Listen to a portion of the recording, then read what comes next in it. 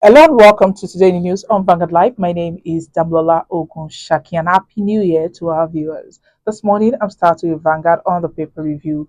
Vanguard is leading with economy. Hardship deals huge blow to physical mental awareness. Increased treatment costs are threatening healthcare delivery. Economic pressures straining family relationships, causing household conflict. That's according to experts. Say brain drain worsening situation.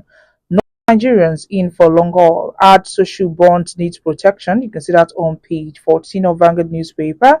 And on page 9, I have no disagreement with governors on local government autonomy. Insists governors are critical link to Nigeria's development and prosperity. On page 4, probe debt forgiveness for poor nations. TINUBU's New Year message divides Nigerians. You can see that on page 5. And on page 12, Kano government rejects the tax reform bills. You can see that on page 12. Some people blackmailing TINUBU over tax bills, that's according to presidency. And on sports, page 37, what to look out for in African sport 2025. And stories above the banner on page 19, liquidity crunch triggers 261% rise in banks' borrowings from CBN. In 2025, God will crush Rivers' enemies. That's according to Fubara. Senate to vigorously scrutinize the appropriation and tax reform bills. Others, as according to the leader. Budget 2025, federal government has adequately provided for debt servicing. That's according to DMO.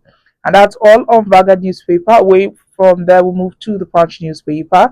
The Punch is leading with new refineries. NNPCL may cut a crude supply to Dangote plant.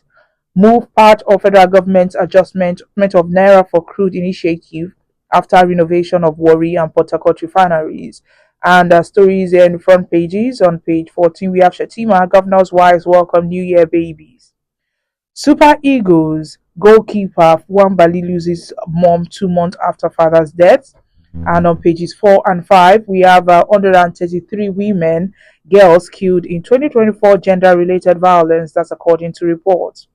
On page 25, 9 banks are raking in 4.8 trillion naira on loan charges. Above the banner, we have Lakurawa. Nigeria and Niger joint operations continue amid diplomatic row. You can see that on page 2. On page 27, Tinubu's tax reform will destroy Nigeria's unity. That's according to Kano governor. On page 2, still we have focus on security, strengthen Naira.